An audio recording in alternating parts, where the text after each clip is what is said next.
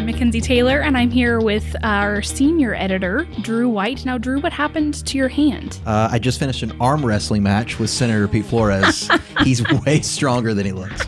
Yeah. Oh my gosh! Well, the hat really does make him look, pretty bad to the bone. Yeah. He's got the cowboy look down. Awesome. There's no doubt about that. Tell us about the conversation. It was good. We talked a little bit about his background. He spent almost 30 years as a game warden. Which, somebody grew up hunting. I find that very fascinating. Yeah. And then we talked about session, his views of it, some of the bills that he worked on, and then got into the fact that he's in a very competitive race, right? I mean, this is a district that has traditionally been very Democrat. He won fairly convincingly in a special election last year. But going into a presidential cycle, right, he represents a massive district along the border.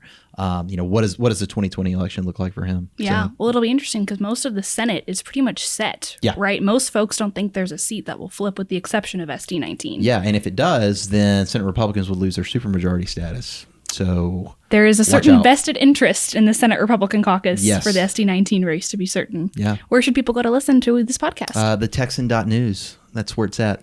Awesome. Yeah. I love it. Well, subscribe. Make sure you go to the Texan.news and subscribe Please. to our publication, and we hope you enjoy listening. Yeah. Thanks, everyone. Hello, everyone. Welcome back to the latest edition of the Texan podcast. We are excited today to have the second in our Texas Battleground series, and we have a very special guest today. State Senator Pete Flores has joined us. Good to be here. It is great to have you. This is going to be a very interesting race coming up next year, and Senator Flores just got done with his first session in the legislature, and so we're going to catch up with him and talk a little bit about what to expect coming 2020, as well as his views on what happened in the session. Senator, thanks for joining us. Thanks for being here. Pleasure to be here. Thank you for having me. Yeah, absolutely. So before we get too far into it, I hear you've been doing a lot of traveling. Well, yes, we're just doing what I've been doing the last several years, and you got to show up, and so it's a big district, and folks want to visit and talk about the sessions, and basically just talk about issues that are affecting them right now. Sure. And you do that best by showing up. Yeah. And so for folks who don't know, your district is huge. I mean, most of these state Senate districts they're bigger than congressional districts, but yours is very big. You can fit the size of the state of Maine in my district. Wow. And Senator Perry's is just a little bit bigger. His is the biggest up in the Panhandle. But mine covers from a third of Bexar County in San Antonio, all the way to Eagle Pass, so about 463 miles up the Rio Grande. So to the Big Bend, and all the way up to the Permian Basin, up in Pecos, to the New Mexico state line, and back through the hill country and back to San Antonio. Wow. So it's the diversity in the city of San Antonio itself is a challenge to be able to address from one side to the other, and the different neighborhoods and the different needs, different perspectives in an urban environment, and then dealing with some of the most rural environments out in the West, and then of course the oil and gas and the agriculture and the international trade, and then the issues that are top shelf issues there on the Mexican border. Yeah, and we'll get to that later in the podcast. Okay. But before we get too deep sort of into the politics of everything, I do want to take some time for folks to get to know you a little bit. Rumor has it, this is obviously the Texan, but rumor has it you are not a native Texan. You were born where? Well, you have to say what do you use the old thing? What do you mean by native? and now I'm an Air Force brat. Yeah. So when my family's here from Texas, my dad was in the Air Force, and I was born at Minot. Yeah. And Attorney General Ken Paxton was also born in Minot. I don't know if you knew that. I did not know that. So he's an Air Force brat. North Dakota, Minot right? Air Force Base, North Dakota, in the wintertime. And I'm one of 10 children. Wow. And my sister, for example, was born in Misawa, Japan, and I had another brother born in Madrid, Spain. So born all over the place, but always Texans. Yeah. And that's where we came back after my daddy retired, settled in Laredo, Texas, where I spent junior high and high school, and graduated Martin High School on the west side of Laredo. Things were tough. Retired Master Sergeant in the 70s with 10 kids. Things were tight, but we were raised right, God, family, and country, and work hard, and don't blame folks for anything. Just empower yourself through work. Yeah. And so that's basically it. Went from there to A&M and worked my way through A&M as a cowboy for the vet school. Well, as an Auburn grad, I'll try not to hold that against you. Well, but I had to shovel real stuff to get through, not to listen to a bunch of it. but then I became a game warden, and in 1985, and served 27 years in 6 different stations across Texas, including the far west, San Antonio, East Texas, Southeast Texas, and then 10 years here in Austin. In the capacity of the deputy director, and then the colonel director of law enforcement, where I did 4 sessions here. So all these things kind of put things together for this current position I have now. And it all good Lord has his plans. Yeah.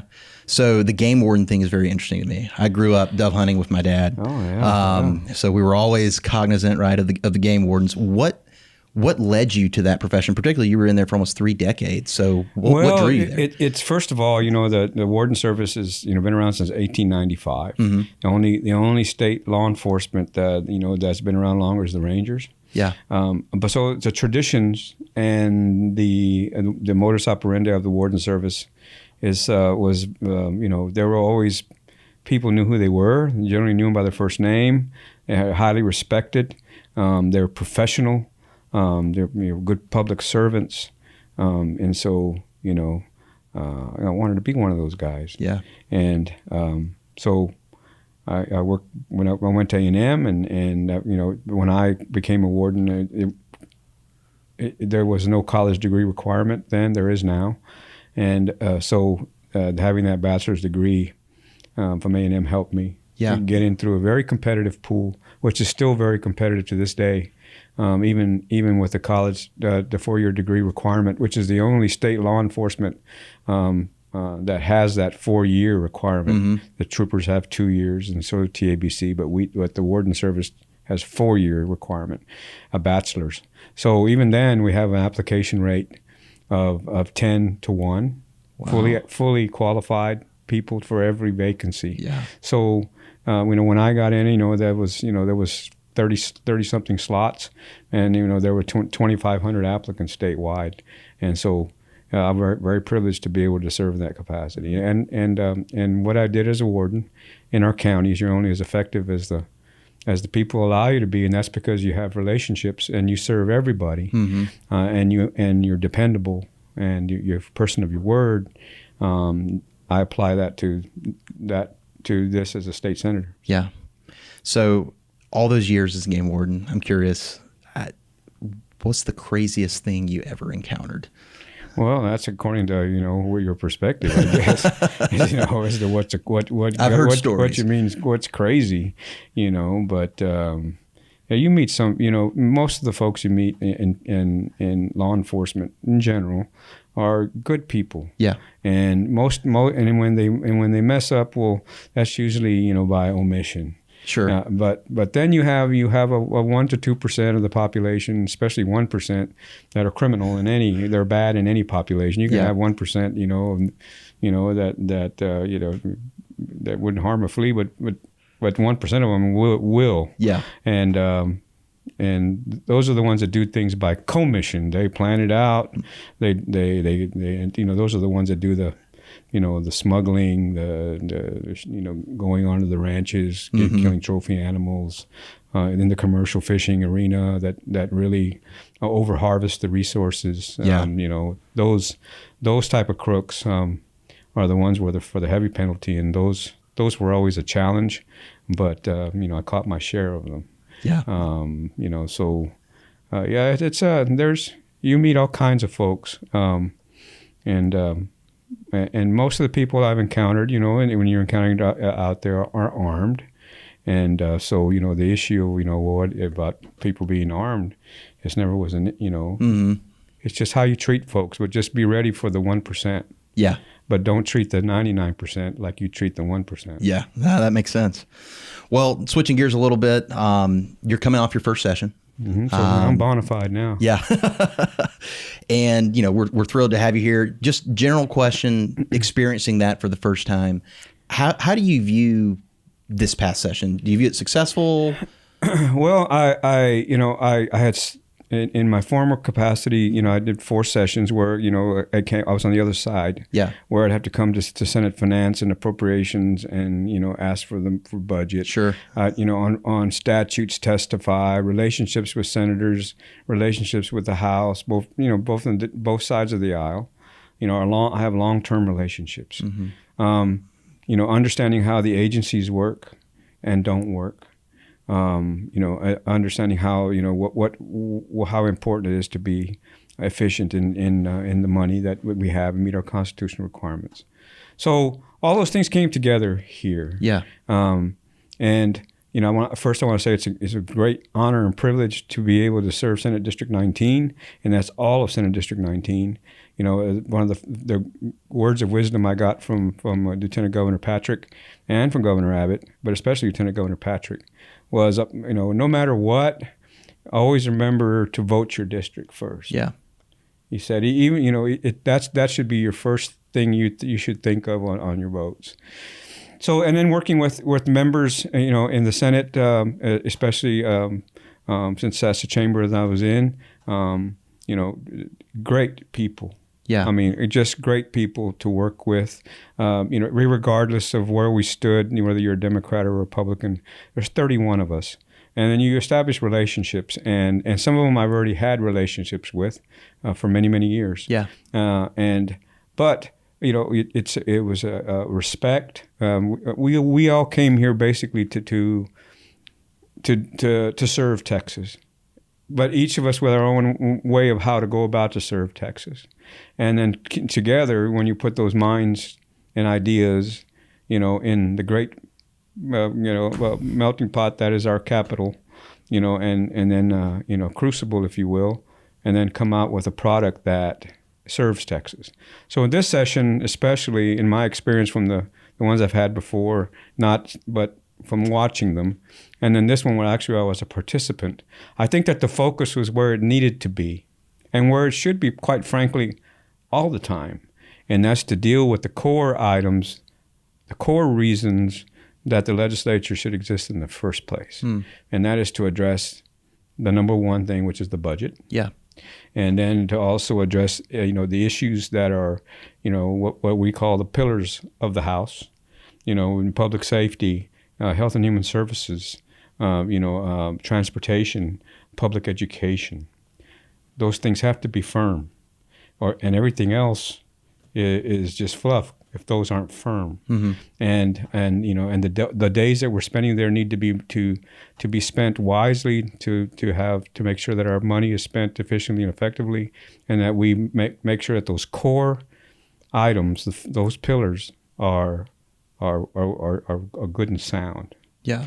And that our obligations are met, and that we continue to work together to make Texas competitive, to make Texas continue to be the shining light of the world, and that at the same time, while adapting to current conditions, not changing what makes us Texas. Yeah. So, and you're probably aware of this, there's been some consternation from some corners out there, right? Mainly on sort of the conservative or right side about the spending that happened in this session, because it generally went up compared to previous sessions. Do you think that's a temporary thing? Do you think that's something that will need to be addressed going in future sessions? What's your view sort of the... Well, having served in finance, and we firstly had to make sure that we met our constitutional requirement as the balanced budget, and that the population growth and rate of inflation, and all the other parameters that were in there, the safeguards to make sure that our budget was appropriate and constitutional, and it is. Fact remains is there's thousands of people moving into the state of Texas daily. Yeah, they're coming in here all the time. So we have to address those issues. Though, when just in your own household, think of it. You get more people in your household. Is your budget going to stay the same? Yeah. It's not.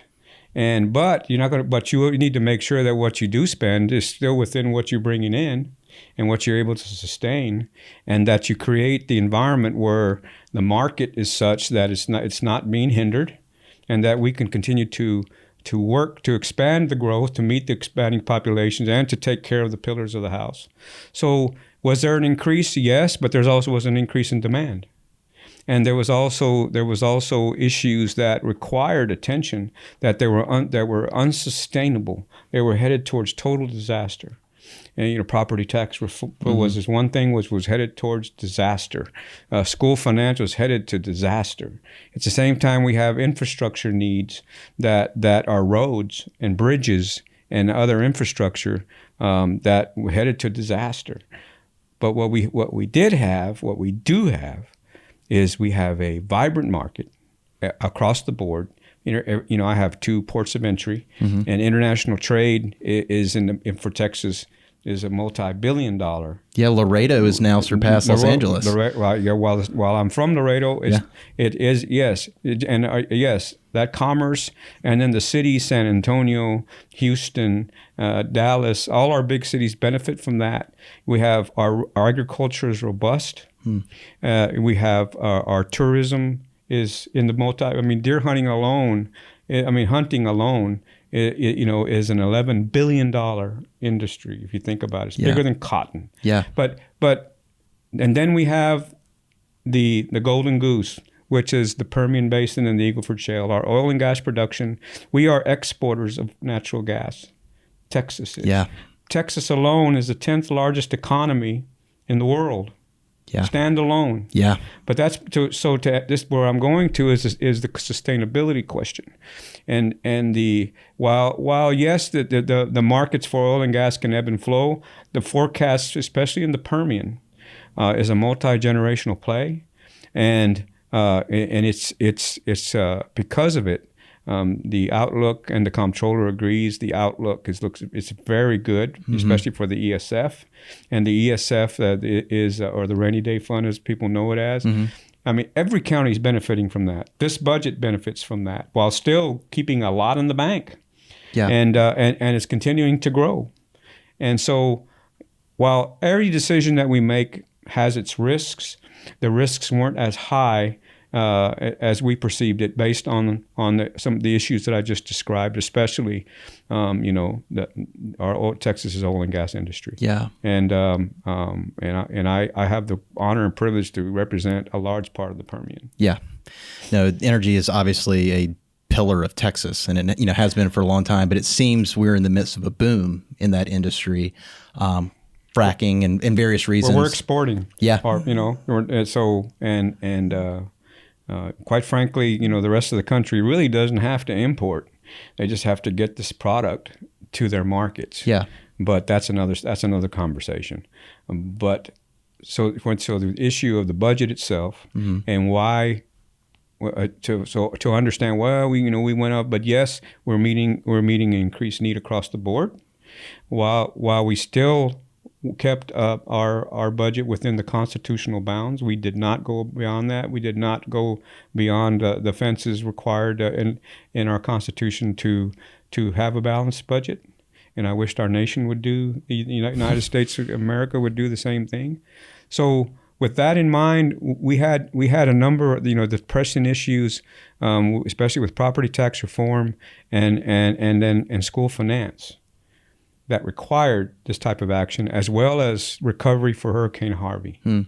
So going to the next session, Lord willing, we won't have another Hurricane Harvey this year, but we're ready for one if one does happen. Yeah. There's a number of steps that we've taken to take care of that.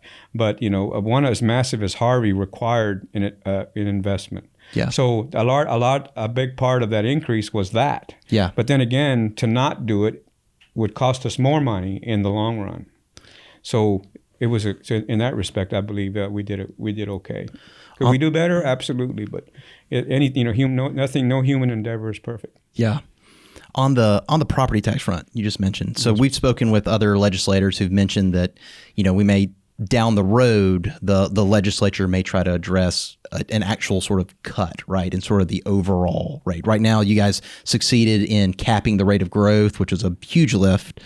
Do you foresee efforts going forward, either moving toward a consumption-based tax or something like that to change sort of the way we collect these? Do you foresee an effort to try to bring an actual reduction in overall taxes as opposed to just capping growth going forward? Or do you think that's a little further out in terms of a policy debate? Well, I think as a policy, for myself, speaking for myself and for what a lot of my constituents feel, and most Texans, is that we shouldn't be paying rent for our own property.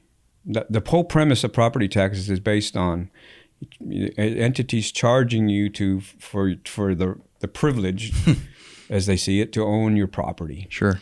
And so you never really own it. Yeah. That premise I disagree with, but it was the one that was instituted years ago. Sure. And of course I know, and and everybody else knows that regulation can be changed year to year by agencies, and statute can be changed every 2 years by the legislature. So what the legislature creates, the legislature can uncreate.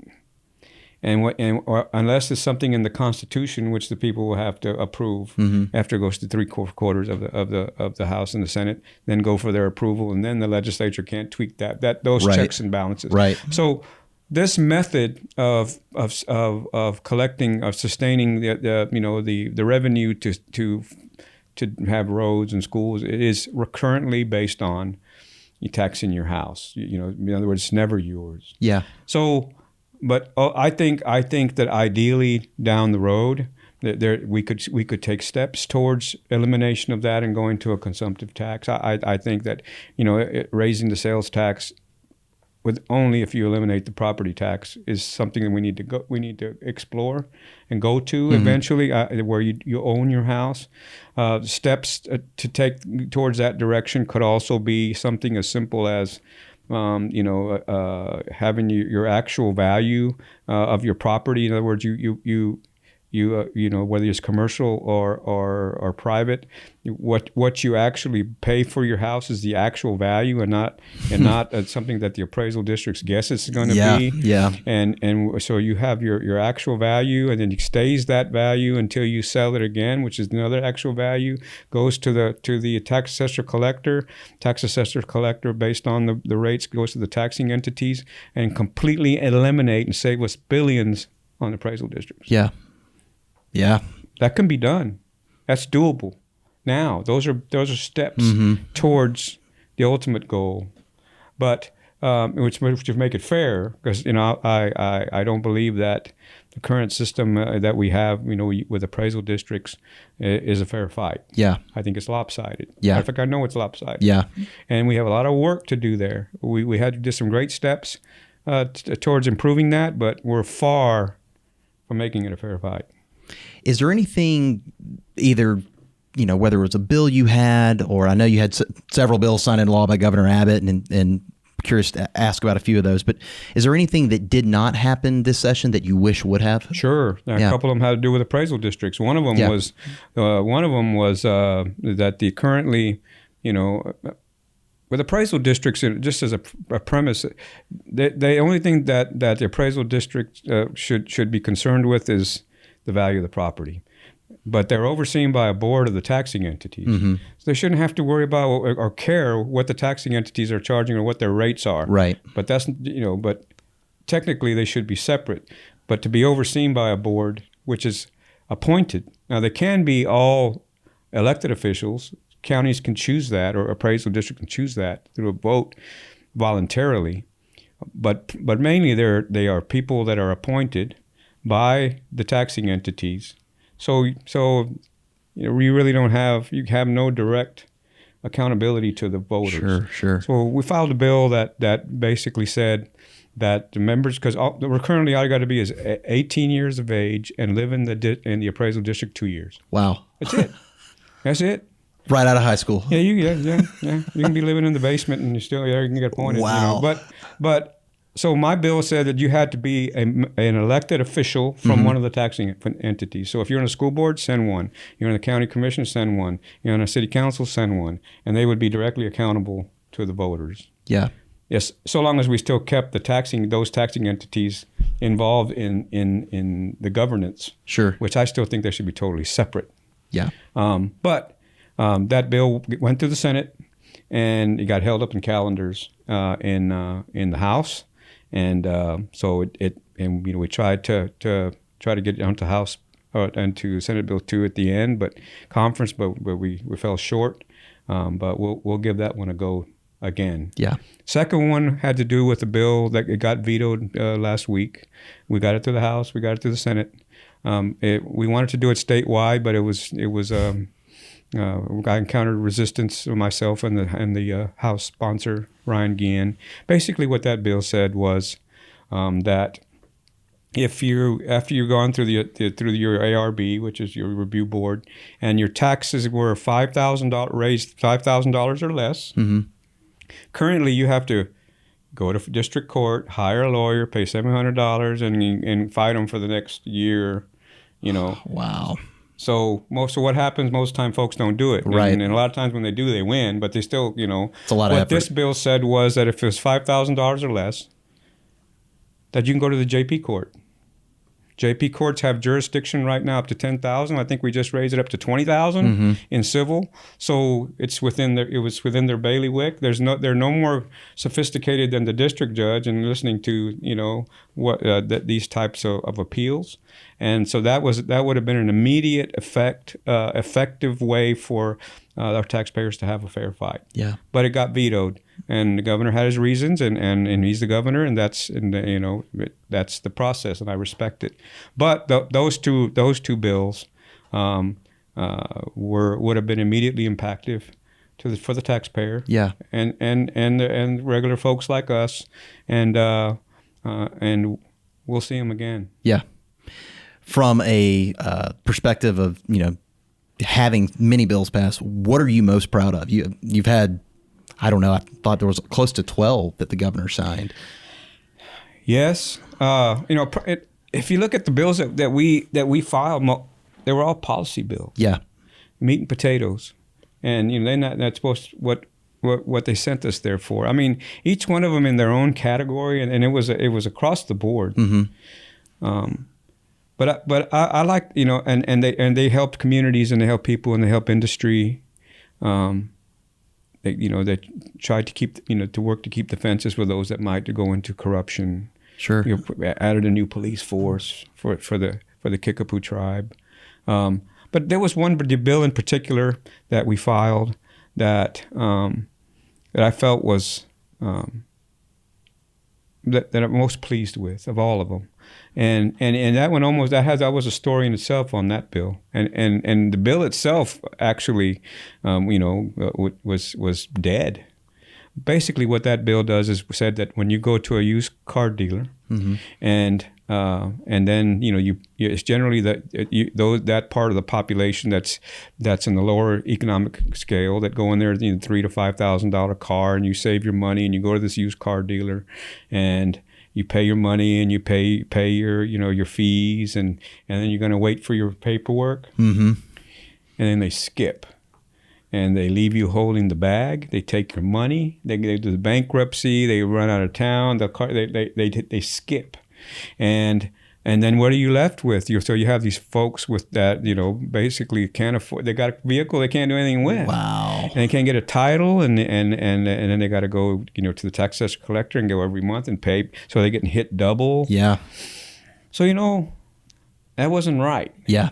So we filed a bill. We got together with Texas DMV and filed a bill that said that should that happen, you come to the DMV with your paperwork and show proof that you paid your fees, and you can get your title. Yeah. Fair. Yeah. Well, that sailed through the Senate, got to the House, got held up in committee, then got held up in calendars again, and then by the time it died because the clock had run out. So one of my staffers had found a bill that was germane with Tracy King on the House side, and so we put it as an amendment.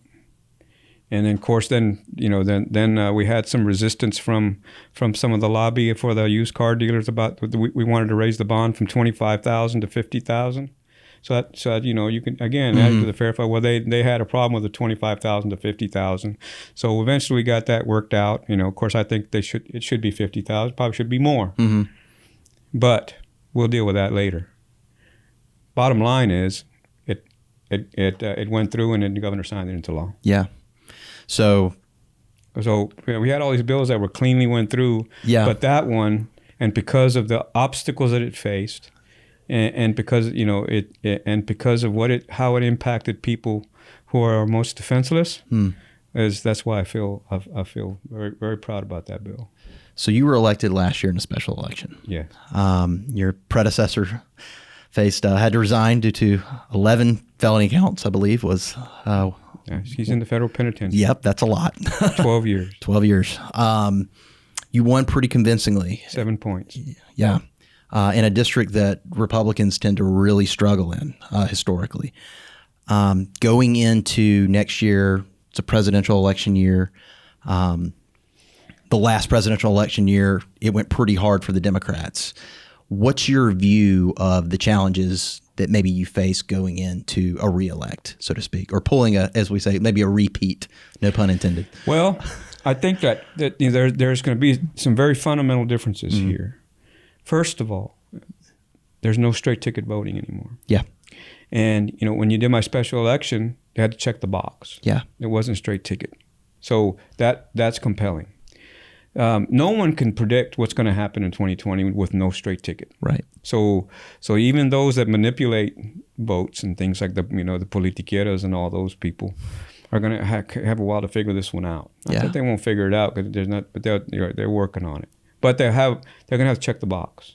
Now, because you have to check the box, my name recognition is now very high. I've shown that I bring results. We brought over $200 million of infrastructure to the district, which they hadn't seen in a long time. A number of all the bills that we passed were bills that had impacted them, and including some bills that I know the more conservative part of my party really doesn't like, which are the hotel occupancy tax bills. Yeah. But they're very important for very small rural towns, And so, what was the first thing that I was advised? Vote your district. Yeah. So although some on the right part of our party said, no, you scored me bad on that, well, so be it. I scored good with my district because they needed it. So that's what was important. So those type of issues, for colleges and universities in my district, it brought over $16 million above their base, including the formulas. I mean, we can go on and on. And so bottom line is, whether you're in business community, whether you're in oil and gas, whether you're ranchers and farmers, whether you're regular folks with property tax relief and school finance and infrastructure, their state senator delivered. Yeah.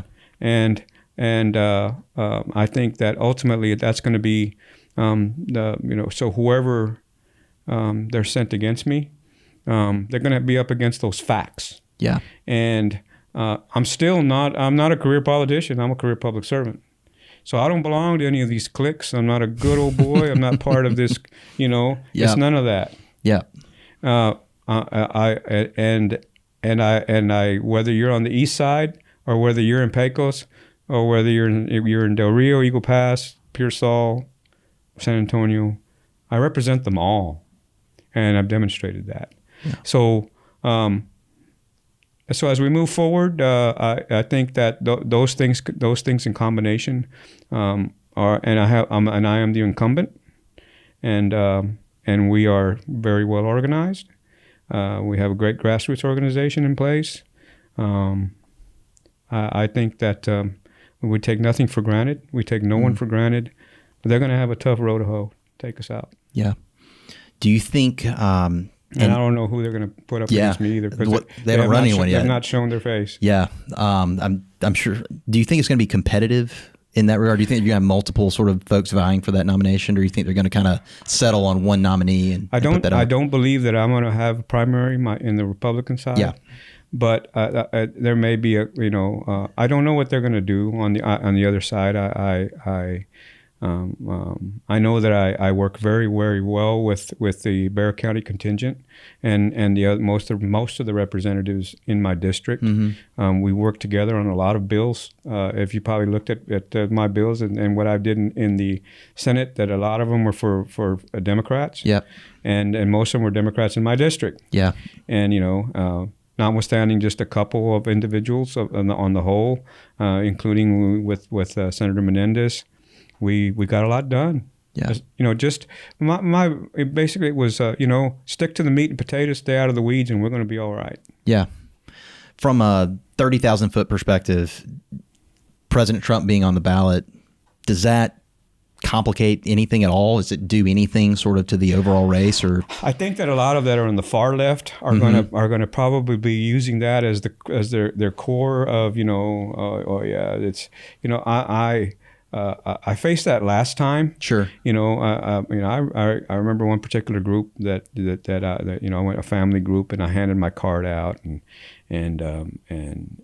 they were, hey, you're a nice guy, and plus you're here. We never saw anybody like you out here visiting with us before, which is another thing that I was hearing a lot of is will you come back again, is what I heard a lot of. And you're actually here. Yeah. And we're not used to that, and well, in this particular group, I handed my cards out, and then then there was this one individual. You always have one that's looking at you kind of different, and she said, "Are you for Trump?" And I said, "Yes, ma'am, I am. He is the top of the ticket."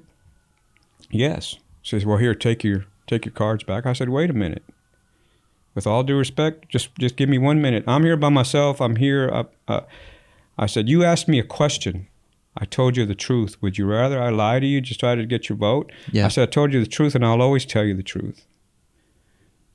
I said, "Most of the time we're going to agree. Sometimes we won't, but know that with what I'm telling you is the truth. And what I say I'll do, I'll do. And if I don't, I'll tell you why." And with that, they said, "Well, give us the cards back." So it comes down to relationship and getting to know each other. Mm-hmm. Eventually, there was a lot of Democrats voted for me. I wouldn't be here. Yeah. That's a fact. Yeah. But so you do that by serving everyone while still maintaining our values, and they know what I stand for. They know I'm a Republican, but quite frankly, most of those values they hold in that is a very conservative district. It's over 60% Hispanic. Yeah. Very, very religious, very family oriented. Mm-hmm. Second Amendment, pro-life. It's just that it's been held by the Democrat factions for so long, and what I tell them is that we believe the same thing, but also the Democrat Party that you are thinking that you still belong to, the party of John Kennedy, is no longer here. Yeah, it's something totally different. Yeah, but ours still mentions God, family, and country, and we're not ashamed of that. Yeah, but I believe they believe the same thing too. Yeah, but the principal thing, if I may say, is you stick with the big ideas, with the pillars. That's what they're interested in the most. Really, is not going to come down about whether you like Trump or not. Mm-hmm. Is how are my schools, how are my jobs, how my infrastructure, how's my public safety? Yeah. And are you going to show up? And I believe that's what got us here. Yeah. And that's what's going to keep us here. So from your perspective, in terms of messaging, and this, political consultants will give various advice depending on districts you run in. You don't see from this particular district, like you mentioned, you had a lot of Democrats that obviously voted for you. That's why you're here. And I think a lot of them will vote again. Yeah. Do you see any type of messaging change from your previous run, or is it going to be just sort of saying, look, as you mentioned, here are the results that I've delivered. These are the things I believe in. I'm a Republican. Does your messaging change at all in this district or no? Not much. Yeah. But what reinforces that is I came, I listened to you, and delivered. And I'm going to continue to listen to you. You're going to continue to get representation. All of you are going to get representation. Everyone. and it's not going to just be to one area or one group. But I'm going to do my best to be an advocate for this district and to make sure that what we do for this district also complements our state. Yeah. And that we continue to strive to keep as much of our treasure in our district, our jobs in our district, to continue to promote, the oil and gas, agriculture, international trade, and at the same time, the jewels of the state park system are in the district and provide a huge economic driver and quality of life. Yeah. All the things that matter, notwithstanding political philosophy, all the things that truly matter to regular folks, the fact that they can stay in their homes and not be taxed out of them. Yeah.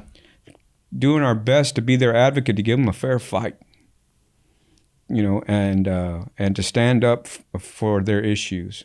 And there's a number of issues, that are going on even right now that are just mind-boggling because, they're not of our doing, but yet we're the ones that have to pay the consequences. So it's up to us to be their voice. Yeah.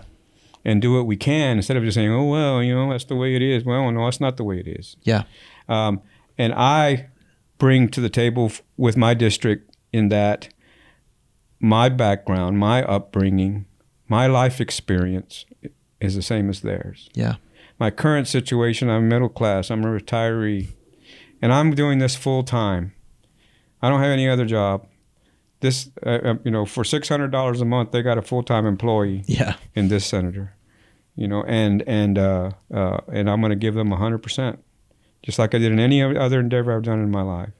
And so long as God Almighty and they allow me to serve in this capacity, I'm going to do it exactly that way. And that's what I believe will get me back here. Yeah. So next another term. So one of the issues, obviously, that's huge, we've covered a lot of it, is the border crisis, what's going on, which that's obviously a huge factor in your district, what you're seeing. We just saw the mayor of Uvalde just went to D.C., and yes, he's been talking a lot about the problems they're facing. What do you, from a state perspective, from your perspective in advocating for going back to the legislature and policy proposals, what can Texas do to secure the border? Well, Texas has already, for a number of years, including this session, invested $800 million towards enhanced border security. That's enforcing state law because we can't enforce immigration. That's a federal purview. This issue has been going on for a long time. Yeah, it's just the people taking advantage of the asylum loophole is the big issue right now. And Mayor McLaughlin from Uvalde and others, Mayor Lozano, I was in Uvalde just the other day, speaking to them about this issue and others. I was in Del Rio, and I went to one of the centers where these asylum seekers, so we use that term because that's what they're using right now. Are they concentration camps? No. Well, they're not. Yeah. Of course, that concentration camp. Excuse me. That's okay. Freudian slip. But it's not pretty. Yeah. And it's so unnecessary. Yeah. The rule of law just has to be followed. Sure. We have a rule of law. Yeah. My wife was from Mexico City. Yeah. And she had a green card when we were dating. And when she was 18, she took her test and she got her citizenship. God bless her. I don't want to hear that, And my great-grandfather came from Bustamante, Nuevo Leon after the revolution. He came, he did it the right way. Great-grandpa got on the wrong side, had to come to Texas. God bless him. But he did it the right way. Yeah. And there's thousands upon thousands upon thousands of others that are in the queue waiting to do it the right way. Yep. But, what we have to remember is that history, it teaches us things if we pay attention to history. And this event right now is nothing new. Yeah. It's been done before. And last week I was in Charleston, South Carolina at the GOPAC Emerging Leaders Conference, which I had the great privilege to be selected to be from the Texas Senate to go to this leadership training school, national one. And in there I met a number of speakers, but Mayor Rudy Giuliani was there. and we got to talk to him about issues. We brought up this particular issue, and he said, if we've handled this before, and he handled it before. If you'll remember when we had the Marielitos from Cuba, when Castro opened up all the jails, and then and just okay, and then right after that, immediately, we had tens of thousands come from Haiti. We were economic refugees, same thing as we have right now. And he said, in his experience, he's seen this from that side, from the Haitians. And so what they did was they worked with the Haitian government to give them some financial support, and then to be able to clamp down on the smuggling rings and their bank accounts, which you've seen happen recently. Mm-hmm. You can see the repetition. And also that they started enforcing their immigration, their laws, and then what he said they also did is they increased the number of immigration judges for those, since they were all coming using the asylum angle like we're having right now.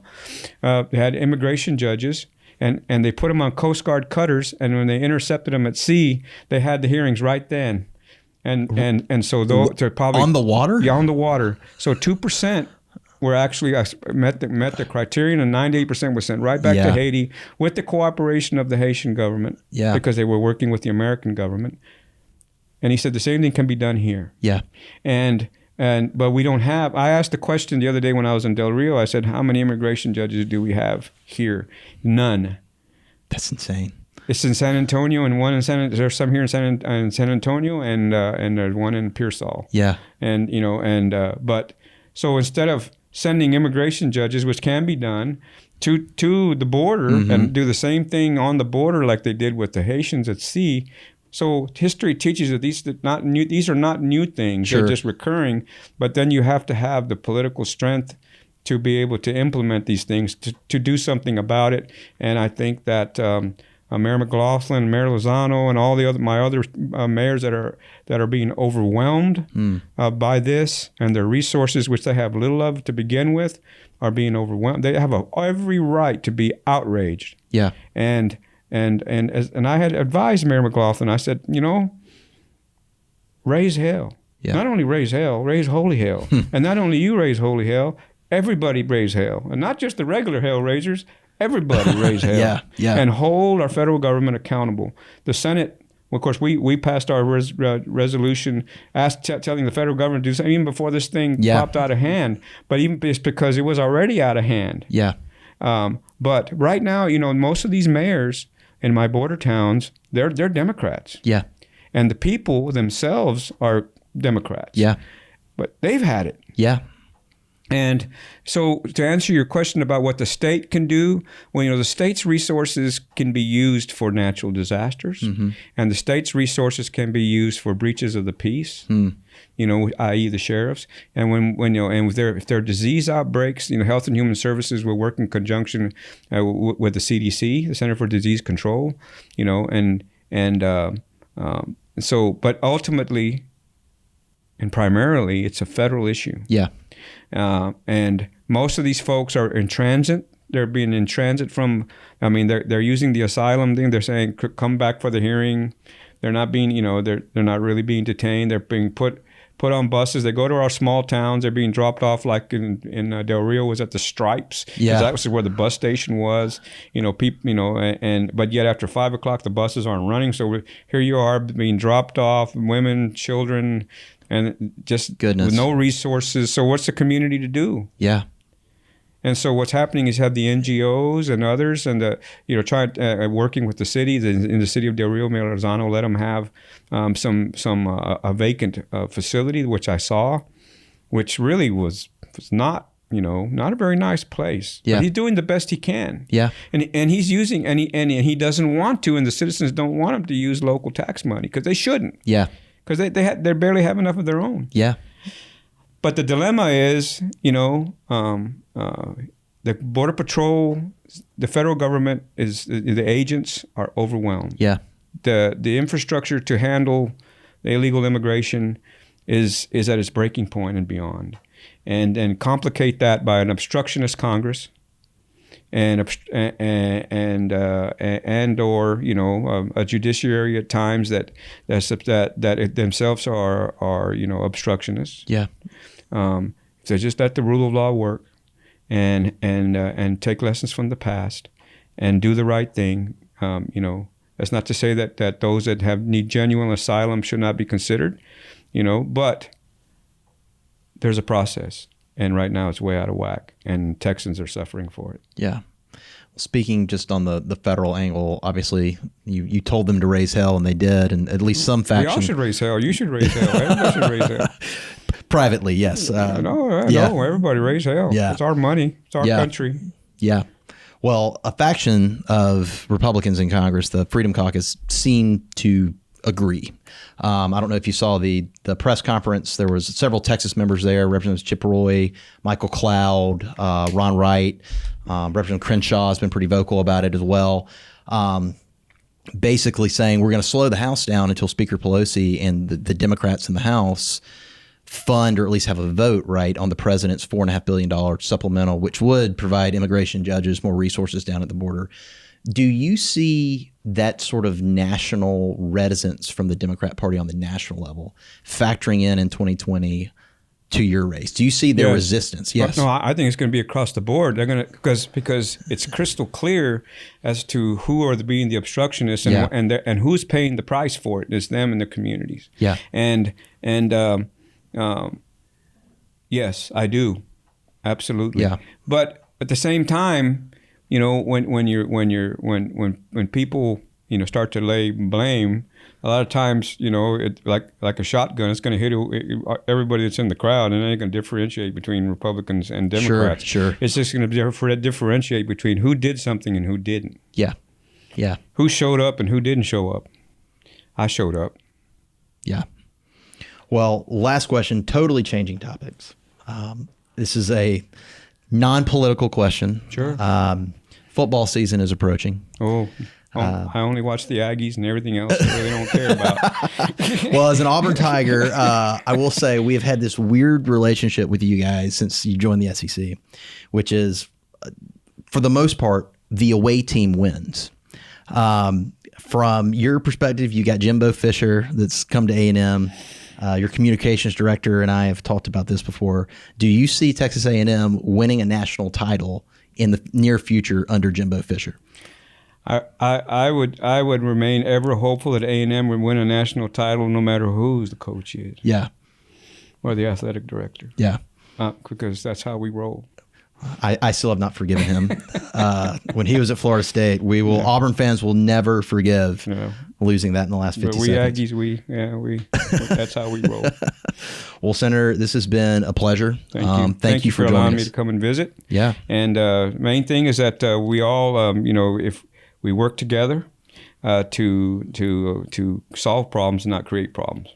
And as we move forward into 2020, one thing that my campaign did demonstrate was that we had factions, if you will, across the Republican spectrum, some that won't even sit at the same table.